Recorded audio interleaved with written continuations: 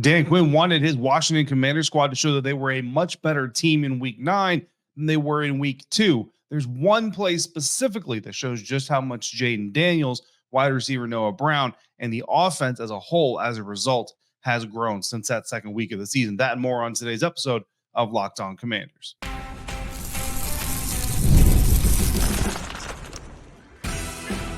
You are Locked On Commanders, your daily podcast on the Washington Commanders.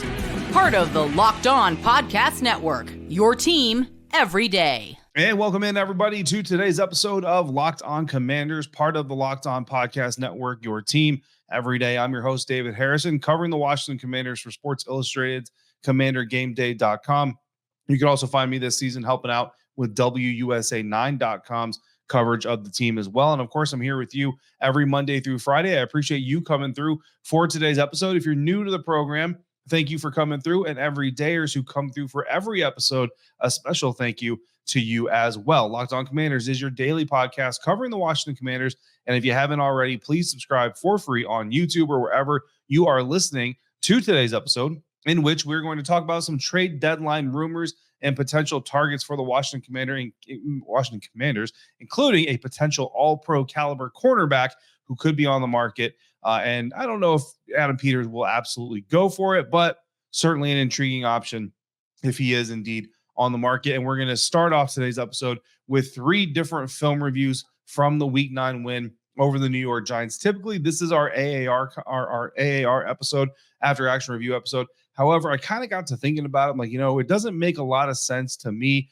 to do the game recap, then to do the after action review, then come back on the next episode and do a little bit of a film review from that last game. The film review should come before the after action review because that's where we kind of put our final thoughts on the game, right? Hopefully you follow that. That's where we're going to go with this, at least this week. We're going to try it on, see how we like it. Today's episode is brought to you by Game Time. Download the Game Time app, create your account, use the code LOCKEDONNFL to get $20 off your first purchase. Our Week 9 film review, we're going to start with Noah Brown's 4th target, his 3rd reception of the game, because it really shows the growth in quarterback Jayden Daniels, specifically his layering, and his touch on some of his intermediate passes, along with his confidence, not only in his own arm, but in Noah Brown's receiving ability. So to set up the game, the film review. And again, if you are new to the program, if you're new to our film review episodes, I cannot show you the actual tape. It violates NFL licensing laws. And I know other sites don't necessarily follow those licensing laws. That's fine for them. If they get away with it, kudos to them. Here at the Locked On Podcast Network, we follow those laws. So we do not show you film. I wish I could here, but unfortunately we can't. So I'm going to do my best to frame this whole thing, right? The Washington Commanders facing second and 11 at their own 25-yard line, 3 minutes, 50 seconds left in the first quarter. They're going no huddle here in the shotgun. Jayden Daniels ends up with a deep pass on the left side of the field to Noah Brown at the New York Giants 44 for a 31-yard gain. Linebacker Micah McFadden ends up coming up with the tackle. Now, Washington is up 14-7 at the time of this play, and we're in the second quarter. Like I said, we're in the first quarter first. Sorry, 3 minutes, 50 seconds left in the second quarter here at this time. Washington is up 14-7 at the time. The Washington Commanders come out with a 21 personnel package, 2 running backs, 1 tight end on the field. The 2 running backs, Jeremy McNichols and Austin Eckler. They start off in a 3-by-1 set, 3 receivers or 3 skill position players to one side, 1 to the other side. But Austin Eckler motions out from the field, from the formation, the right side bunch formation into the backfield, turning us into a 2-by-1, 2 backs in the backfield, 2 skill position players to one side, 1 to the other side. And then back out, he kind of comes right back outside towards the flat at the snap. The New York Giants counter with a 2-down lineman look, 7 men in the box. There's no real movement at the motion by Austin Eckler, which indicates zone. And since there's a single high safety for the Giants here, middle of the field closed, typically looks like a cover 3 look. And at the snap, that is indeed what the Giants drop into, is cover 3. So you get exactly the look that the Giants presented pre-snap and post-snap. Now, the Giants end up bringing 4 rushers at the snap. They're 2-down linemen. They had 2 stand-up linebackers, outside linebackers, who were on the line of scrimmage. Those are the 4 guys that end up coming. The Washington Commanders keep 5 offensive linemen in. Obviously, Tyler Biotish, the center, Nick Allegretti, the left guard, end up double-teaming defensive tackle DJ Davidson, while Sam Cosmi handles Rakeem Nunez-Roches all by himself. Dexter Lawrence is not on the field for this rep. Left tackle Brandon Coleman draws Brian Burns, but he gets chip help from Jeremy McNichols on his way out of the backfield. Right tackle Andrew Wiley gets Azeez Ojulari and a chip from Zach Ertz to help him out there. It all works out really well. Jayden Daniels gets to his second hitch, right? So you talk about taking the snap, get to the top of your drop. Typically, that's kind of your rhythm throw, right? You want to throw the ball at the top of your drop, but you kind of start getting those hitches, those little hop steps that quarterbacks go through. Typically, by the time you get to your second hitch, you either need to be throwing the ball or getting rid of it or getting yourself out of the pocket. Here, Jayden Daniels gets to a second hitch very comfortably, throws the ball right after the second hitch with zero pressure. Now, at the snap, Jayden Daniels gets the ball, looks over to the flat on the right side where Austin Ekeler is coming out of in his motion, and basically doesn't look like he ever intends to actually throw the ball there. It looks to me like that's really for the defense's benefit. Try to freeze defenders where they are, or try to even get them to start pursuing over to that side of the formation to really open things up for Noah Brown. But it looks like that crossing pattern or crossing route to Noah Brown, who's going from the right to the left side of the field, the offensive formation, is really where Jayden wanted to go the entire time. So you're trying to freeze those defenders to allow Noah Brown to get behind those second level defenders to find space in there behind them. De'Ami Brown is lined up on the left side. He's the left side split receiver. He runs a clear out route going up the field, trying to take coverage with him, and it works. He takes a cornerback and he takes that deep safety up the left side of the field with him. Now, the Giants actually defended this play fairly well. So it's second and long, and you're looking, it looks like the Giants basically come out saying, let's guard the sticks, give them a completion underneath, rally to the ball, force them into a third down situation. Again, we're late in the second quarter, late in the first half. They're trying not to give up the chunk play, trying to make sure that the Washington Commanders have to use as much clock as possible, or try to get the ball back yourself if you're the Giants. Now, in the left side flat, Jeremy McNichols, after the chip against Brian Burns, is out on his own. He's got about 10 yards of green between him and the nearest Giants defender. So it just kind of shows you how much the Giants are playing off in an attempt to try to force third down.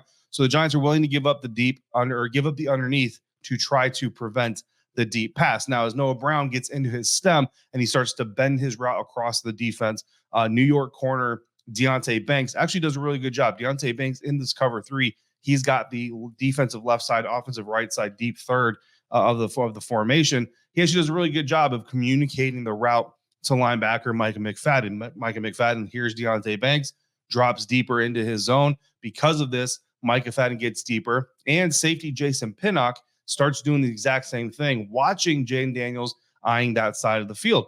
In fact, Jayden kind of stares this down. He kind of has that quick motion to the right side to Austin Ekeler, but then when he comes back from that, he's basically staring at where Noah Brown is going to go the entire time. Now, Jason Pinnock actually starts breaking towards that area of the field before the throw comes, but Jayden throws it skinny. That's kind of the best way I can really describe it, right? The ball doesn't go out at much of an angle from the throw point, if that makes sense. Doesn't push it across the field as much as he pushes it up the field, if that makes sense, to keep it inside of Pinnock, who's outside on the safety coverage, and beyond McFadden. Now the ball actually goes over Micah McFadden, the linebacker, who has his back turned to Daniels in coverage. Remember, Micah McFadden is trying to get his drop deeper because of Deonte Banks communicating the route to him. So Micah McFadden has turned and is running away from Jayden Daniels towards Noah Brown, and Jayden takes advantage of the fact that Micah can't see the ball coming, throws it literally pretty much right over the top of him.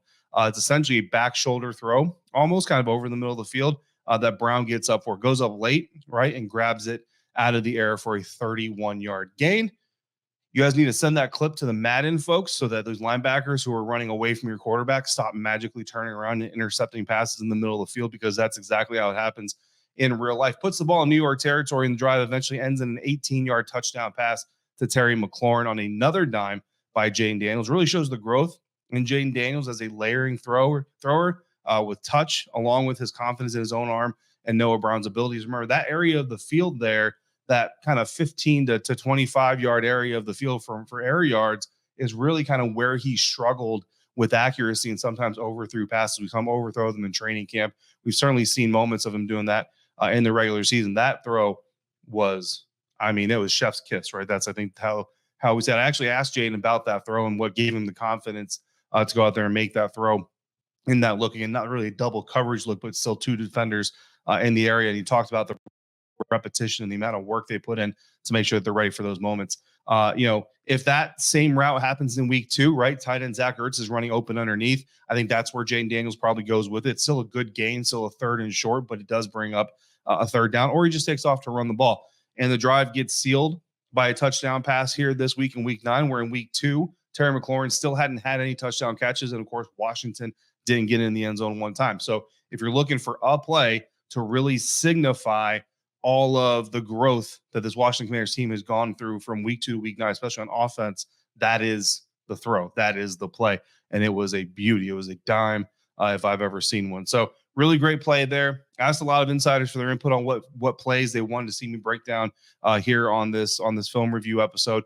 That was one of the most popular plays, and I'm glad, because it was one of my favorite plays of the game. Obviously, or also wouldn't have asked Jayden about it after the game. And for those exact reasons, it really kind of demonstrates how much growth we've seen from the offense, from Jayden and from Noah Brown. Coming up next, we're going to talk about the offensive line, Brandon Coleman specifically. We're also going to talk about the defensive rush defense. It didn't do so well in the first half, did a lot better in the second half. That's coming up next on today's episode of Locked On Commanders, part of the Locked On Podcast Network, your team every day. And we'll do that thanks to our friends over at Game Time. This episode is brought to you by Game Time. Game Time has a cool feature called Game Time Picks, and it makes getting tickets for your favorite live events even easier than ever before. Game Time Picks filters out the fluff to show you only incredible deals on great seats, so you don't have to waste your time searching through thousands of tickets.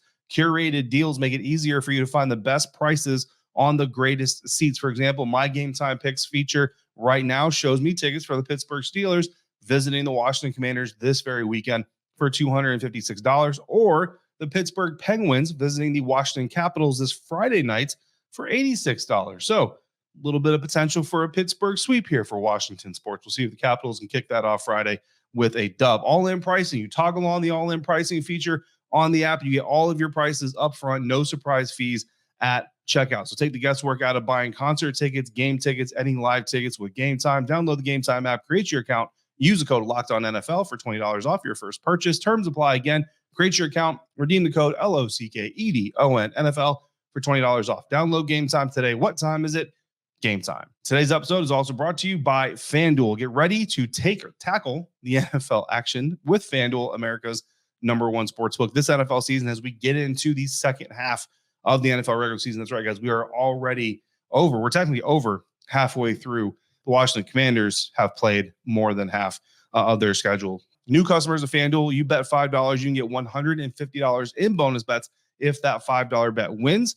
The new FanDuel Sportsbook app gives you everything you need to place your live bets all in one place, all on the NFL or any other sport you want to bet on. So when you get a hunch in the middle of the game, you can go to FanDuel, find the in-game lines. You can also get your play-by-play, your up-to-date stats, and you can place your bet all in the exact same place. Or make your bets before the game, like on the Washington Commanders, who are 2.5-point favorites at home against the Pittsburgh Steelers this weekend. Whatever you do it with FanDuel.com. Go there and join today. You'll get started with $150 in bonus bets if you win your first $5 bet. That's FanDuel.com. Never waste a hunch and make every moment more with FanDuel, an official sportsbook partner of the National Football League.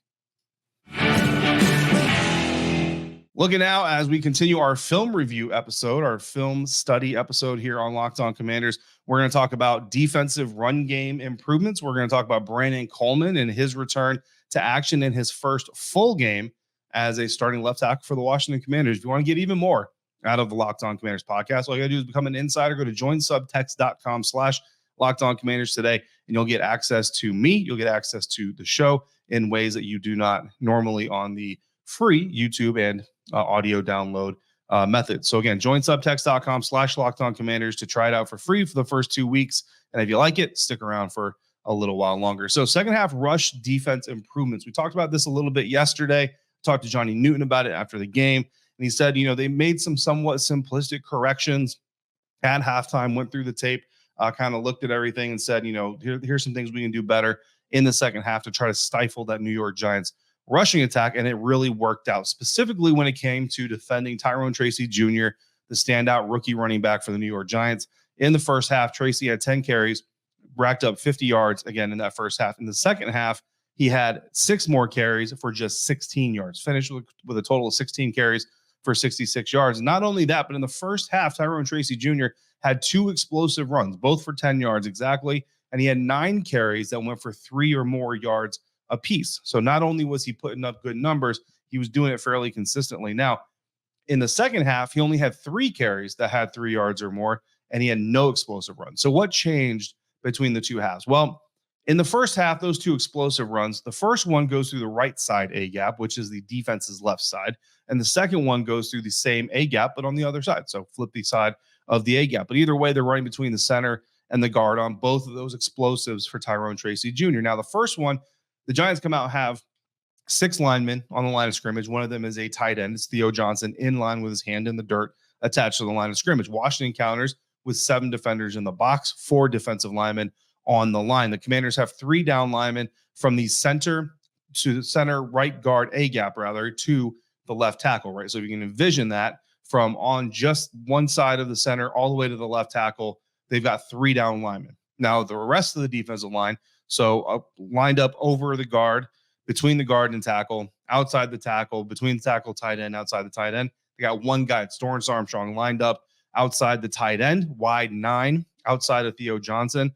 So there's a big amount of space basically on the Giants' right side of the offensive line. Now it's a gap run. The Giants put one lineman on each of the down Commanders linemen. Their right guard attacks second level, aiming for linebacker Frankie Louvu. The right tackle attacks Bobby Wagner, who's trying to crash the gap at the snap of the ball. Washington has Noah Igbenogany, the cornerback, trying to fill in behind Bobby Wagner, but Wan'Dale Robinson actually comes through and puts a really good block on him in the right side C gap to keep him from coming in backside of the run to try to blow it up in the backfield. Now Louvu ends up making the tackle, right?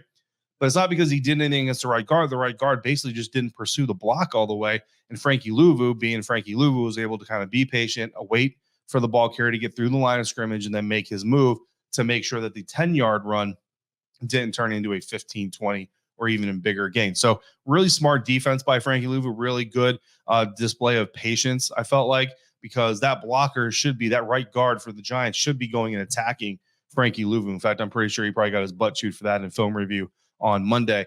But good patience there from Frankie Louvu. Now, looking at the second half and some similar type of run plays, similar type of gap runs that they tried to do with Tyrone Tracy, it just looked like the Commanders' front was looking to attack it more, right? They were looking to create more chaos in the backfield. In the beginning, especially in the first half, they were more so just holding up at the point of attack, holding on to their blockers, and then trying to read the play. So, okay, it's going over here. Now let me shed the block and let me make a play. But in the second half, they came out and said, basically, let me beat my blocker. Just let me beat my blocker, get into the backfield, cause some disruption, and force the run game, the run play to go in a direction they don't necessarily want it to go, and then trust our athletes to come through and create or contain it and corral the runner behind it. And they basically went from trying to react to the play to trying to dictate the play, if that makes sense. And they were trying to create that disruption from the middle of the formation. If you go back to that Daniel Jones run in the first quarter, the reason he gets that run is because the edges crash. They crash in trying to stifle that run play, that run action to Armstrong. And Daniel Jones is able to get outside of him because of that. Well, in the second half, you see them trying to create that chaos from the inside of the defensive line, keep the edges solidified. And now your second level defenders, instead of trying to be the guys that create the chaos, they're bouncing off of the chaos, reacting off the chaos, wrapping up the play. And that really allowed a guy like safety Jeremy Chin, who ends up leading the team in tackles, to flow freely around the line of scrimmage, read the play, find the gap that the defense was now creating in the offensive attack, get in there, fill it, make the play on several plays. So it was just a really good adjustment, I felt like, from the Washington Commanders defense coming out in the second half. So really good look there in how they came out from the locker room with a different approach to the New York Giants rush attack, which is why they were able to be a little bit more effective. I got a lot of requests too to look at Brandon Coleman. Now, I can't go rep by rep and tell you how Brandon Coleman did, but I can tell you this: 26 dropbacks, 22 pass attempts from those 26 dropbacks called on Sunday against the Giants. Brandon Coleman finished with a 78.6 overall blocking grade from PFF and an 89.2 pass blocking grade. So to say Brandon Coleman had a good day is a little bit of an understatement. Now, he did have help on 11 of the 26 dropbacks called, but he mostly faced off against Brian Burns. My favorite rep of the day actually didn't even come when Brandon Coleman was facing Brian Burns, but it comes in the second quarter. It's 1st and 10 from the Washington 40. Coleman actually starts off going up against Giants defensive tackle Rakeem Nunez-Roches, Nacho for short. And the Giants are trying to run an interior twist where Nacho goes underneath. Dexter Lawrence wraps around the outside of him and tries to crash into Brandon Coleman. But the line, so not just Brandon Coleman, right, but Coleman, Allegretti, Biotish, basically push Nacho and Dexter Lawrence into each other, really mess up that twist attempt. And by the time Dexter Lawrence even gets to Brandon Coleman, Coleman's got all the leverage and just stonewalls him. And it gives Jayden Daniels time to find Noah Brown on the sideline for a big 16-yard gain. So that was my favorite rep from Brandon Coleman. But Brandon Coleman had a very, very good day. Deserves a lot of props. Got a lot of props from his offensive line mates. And certainly this kid has shown a lot of potential for what's to come in his NFL career. What else is to come for the Washington Commanders? Potentially a new member via the trade market. Some NFL trade rumors to catch up on here on Monday nights before we get into Tuesday and the upcoming NFL trade deadline. All that coming up next on today's episode of Locked On Commanders, part of the Locked On Podcast Network, your team every day. And we're going to do that thanks to BetterHelp. This show is sponsored by BetterHelp. This month, it's all about gratitude. And while it's important to appreciate those around you, the things you have around you, the people you have around you, there is another person that we don't usually thank enough. That is ourselves. It's sometimes hard to remind ourselves that we're trying our best to make sense of everything in this crazy world, and that is not easy all of the time. Here's a reminder to send some thanks to the people in your life, including yourself. If you need some help remembering to appreciate what you do for you sometimes, perhaps speaking to a disinterested third-party person who can help you identify the good you bring to the world, especially your own world, is the answer. So if you're thinking you need help there, and you're thinking of starting therapy, give BetterHelp a try. It's entirely online, designed to be convenient, flexible, and suited to your schedule. So let the gratitude flow with BetterHelp. Visit BetterHelp.com/lockedon today to get 10% off your first month.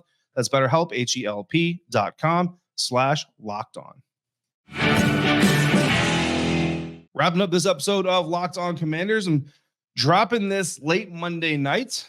So depending on when you're hearing or watching this, there may be some news that's already coming out, and that news may impact what we're about to talk about. So the latest NFL trade deadline rumors. Look, we got Josina Anderson in the mix, Ian Rappaport, Adam Schefter, Tom Pelissero, Mike Garafolo, like all the usual suspects, right? So I'm not going to cite each and every rumor, but basically they're all coming from a combination of those folks, starting with Josina Anderson, who sent out a tweet Monday night saying that she's got sources that are telling her that the Washington Commanders have been getting an assessment, I think is how she put it, of the trade value potential cornerback Emmanuel Forbes. Now, Emmanuel Forbes, of course, is the last of the Ron Rivera first-round picks. He's played just a little over 100 snaps this season. I think 107 defensive snaps this season. Played 0 snaps in Week 9 against the New York Giants. So, Emmanuel Forbes, certainly a guy that we've talked about potentially being traded, going all the way back to the offseason, but especially in training camp, especially on the days where he kind of struggled and showed just a little bit of a lack of development early on, things like that. He's made some good plays here and there, certainly this season. Came up with an interception against Carolina Panthers, all those things. And look, for the record, because this is the kind of thing that can get lost in translation, I like Emmanuel Forbes a lot. I think he's a really good dude. I think he's a straight up dude. I was really proud of him for what he did against the Chicago Bears, picking up those Chicago Bears DBs off the ground. I know some people didn't like it. That's fine. But I thought it spoke well of his character, and I told him so in the locker room that next week. So, really pulling for Emmanuel wherever he ends up. If he stays in Washington, if he ends up somewhere else, really pulling for him to eventually get this thing figured out. Like I said, whether it's going to be with this staff or not. So Emmanuel Forbes, a name that obviously we've all kind of been watching anyway, but maybe a little bit more smoke billowing around that name as we get into Tuesday and the NFL trade deadline coming up at 4 p.m. Eastern time on Tuesday afternoon. Another cornerback that there is a lot of smoke around, Marshon Lattimore, repeatedly available after the Saints fire head coach Dennis Allen, their special teams coordinator, stepping in as the interim head coach, and now all the smoke is around Marshon Lattimore potentially being traded, the all-pro caliber cornerback. The Chiefs are a team that a lot of people are talking about potentially pursuing him. They've already gone after a pass rusher. They've already added wide receiver DeAndre Hopkins. So why not go after an all-pro caliber cornerback to really round out that unit and try to go get that never-been-done third straight Super Bowl win if you're the Kansas City Chiefs. But a lot of people want to see the Washington Commanders go after him. I saw a trade proposed. It was like a 2025 third-rounder for Marshon Lattimore. Again, I've been on the record here saying I don't think Adam Peters is going to be willing to give up more than a fourth. Maybe you get him for a guy like Marshon Lattimore. Maybe you can do a fourth that can become a third if XYZ happens, things like that. But I don't know if Adam Peters is going to want to give up a third straight up. Now, look, if they think Marshon Lattimore is that dude and they think that he can be that guy, then certainly potentially they could go ahead and do that. Saints edge rusher Cameron Jordan, also rumored to be available via trade. I guess he's voiced some displeasure with the organization here recently, so that's led to some of those rumors. We've seen that before here in Washington. New York Giants edge rusher Azeez Ojulari, just saw him this weekend. Just saw him, just yesterday as we're recording this, drawing interest as well. The teams that are being spoken about that could be interested in Azeez Ojulari, the Arizona Cardinals, the Atlanta Falcons, Cincinnati Bengals. I certainly would not hate to see the Washington Commanders go after him, but again, Dante Fowler doing good things. Just had 2 sacks and a forced fumble this last weekend. Dorrance Armstrong Jr. kind of doing his thing over there. Like, Azeez Ojulari, obviously, if he gets traded, he's going to want to go somewhere where he's like the feature guy. Do you bump Dante Fowler down for him? How do you work that out?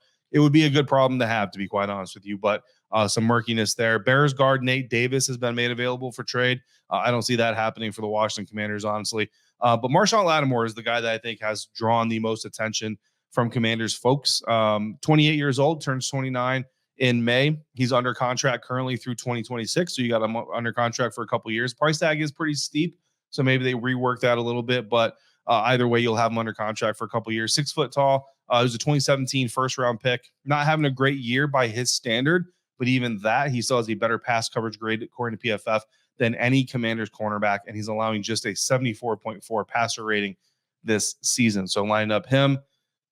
You line him up against across from Benjamin St. Juste. Mikey Sainer still would go back inside, which, I know there's some speculation about it, but as far as I'm aware, the last real kind of firm comment we got from the coaching staff was that the intention is for Mikey Sainer still to eventually move back inside, whether that be this season, next season, whatever. But Marshon Lattimore coming over would allow you to move Mikey Sainer still back inside, Quan Martin, Jeremy Chin, Percy Butler, those guys manning the safety. I mean, look, you add Marshon Lattimore to this defense, and that is a game changer in a lot of ways. So, we'll keep our ears to the phones, to the Twitterverse, to all that stuff. Look, full disclosure, Tuesday is my busiest day of the week because it's my first day of the week off from practice. I don't want to go to Ashburn. So I've got physical therapy for some injuries I've got. I go see my son box. He's in training to be a boxer, so I get to go see him every Tuesday train. I'm not giving that up. I'm sorry. I got to go vote on Tuesday. My wife's got a medical appointment on Tuesday. So I'm going to be around, but I'm not going to be, unfortunately, tuned into my phone as much as everybody else is. But insiders, you will be getting text messages from me throughout the day. Of course, if there's a big move made, I'll come holler at you as soon as I possibly can. In the meantime, if you got questions or comments, all you got to do is text me. To text me, all you got to do, like I said, become an insider. Go to joinsubtext.com/LockedOnCommanders. For your next listen of the day, check out the Locked On NFL podcast in the morning. The madman Tyler Rowland kicks you off with a double shot of NFL espresso. In the afternoon, run through the barbershop with Tony Wiggins for some real NFL talk. It's the all-new Locked On NFL, and it is twice per day. As always, thank you for making Locked On Commanders your first listen of the day, every dayers. Thank you for coming through on a regular basis like you do. Until we speak again, if you're out and about, please be safe, be kind, and I will see you right back here next time for another episode of Locked On Commanders, part of the Locked On Podcast Network, your team every day.